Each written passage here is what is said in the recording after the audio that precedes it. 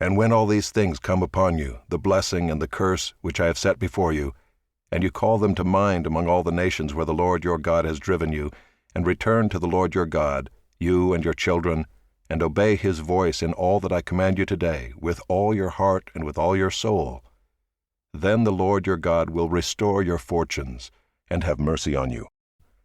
And he will gather you again from all the peoples where the Lord your God has scattered you. If your outcasts are in the uttermost parts of heaven, from there the Lord your God will gather you, and from there he will take you. And the Lord your God will bring you into the land that your fathers possessed, that you may possess it.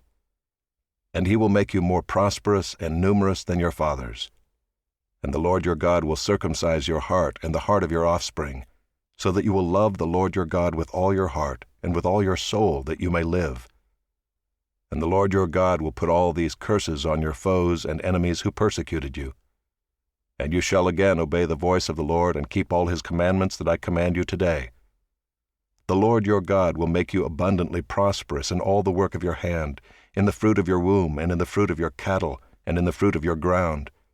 For the Lord will again take delight in prospering you, as he took delight in your fathers, when you obey the voice of the Lord your God, to keep his commandments and his statutes that are written in this book of the law, when you turn to the Lord your God with all your heart and with all your soul. For this commandment that I command you today is not too hard for you, neither is it far off. It is not in heaven that you should say, who will ascend to heaven for us and bring it to us, that we may hear it and do it? Neither is it beyond the sea that you should say, who will go over the sea for us and bring it to us, that we may hear it and do it? But the word is very near you. It is in your mouth and in your heart, so that you can do it. See, I have set before you today life and good, death and evil.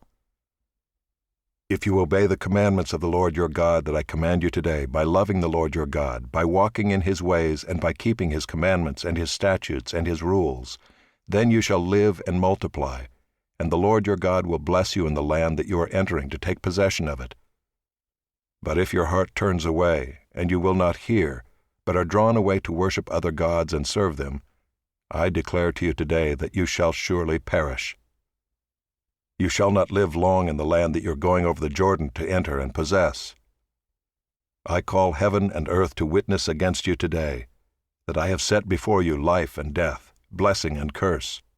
Therefore choose life, that you and your offspring may live, loving the Lord your God, obeying his voice and holding fast to him, for he is your life and length of days, that you may dwell in the land that the Lord swore to your fathers, to Abraham, to Isaac, and to Jacob, to give them.